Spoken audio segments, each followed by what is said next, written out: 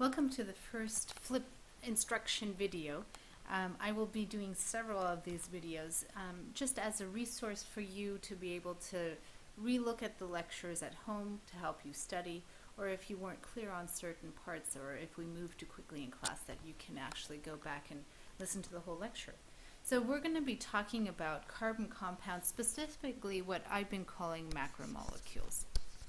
And we were in the lab and you had a chance to take a look at 9 different macromolecules, and I want to spend some time explaining pretty much the details of each one of those. So let's go ahead and begin. So as I had mentioned, that all living things are made up of 4 major elements. We have carbon, we have hydrogen, we have oxygen, and we have nitrogen. And the carbon particularly is sort of the superstar element, because it allows, it's able to form all sorts of different bonds, which creates all these complex structures. And these structures are necessary for life. And the structures I'm talking about, or the compounds that I'm talking about, and that we started looking up at the lab, was carbohydrates, lipids, nucleic acids. We haven't talked about those, but we'll do that next week, and proteins. So to start off with, let's get some definitions down. And one of the most general definitions we're going to work with is monomers. And monomers, as you can see with mono, meaning one, is simply the smallest unit of something. It could be the smallest unit of carbohydrates, the smallest unit of nucleic acids, smallest units of proteins. All of those, if they're the smallest unit, are called monomers. And when these monomers join together, they form something called polymers. And these are just general terms we can use for pretty much any sort of larger chemical.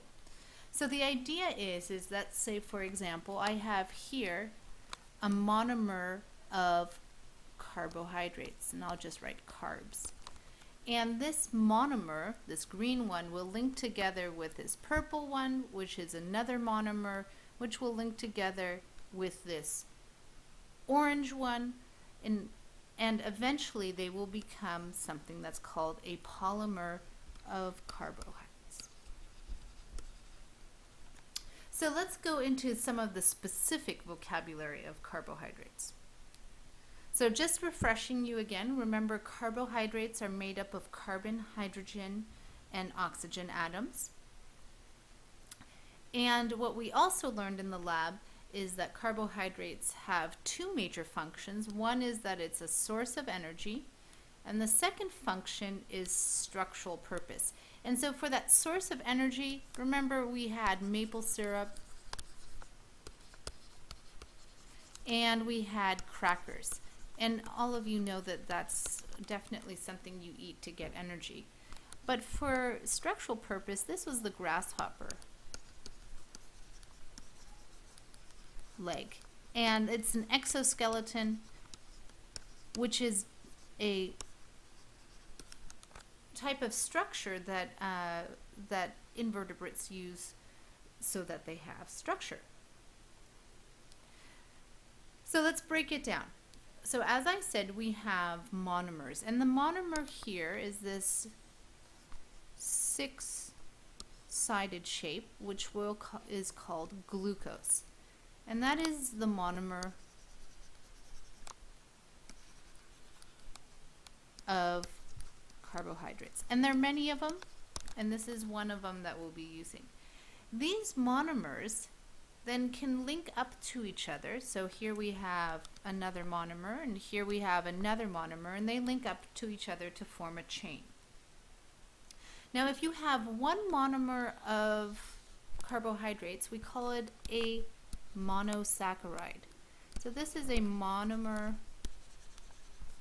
of carbohydrate. And whenever you have a monomer of carbohydrate, we instead call it monosaccharides. So we have the glucose monosaccharide, we have the fructose monosaccharide, we have the galactose monosaccharide, and here again the glucose. And you notice that they have a similar shape, but they have a few different chemicals attached to each other. It's a different arrangement. And when you have two monomers linked together to form this chain of two, we call that a disaccharide. Di means two, so in other words, two sugars. And when you look at that, it definitely makes sense that you have one sugar here and you have another sugar there, and they're linked together to form disaccharides. And sucrose, the sugar that you use to bake cookies or you put into your coffee, is a disaccharide, and lactose is the sugar you find in milk, and that's also a disaccharide.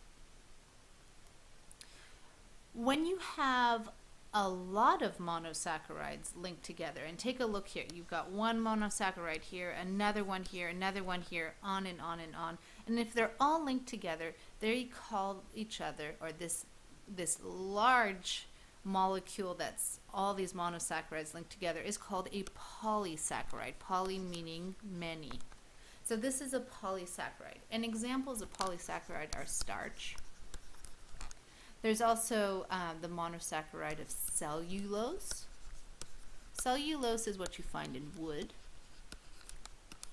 And you also have chitin.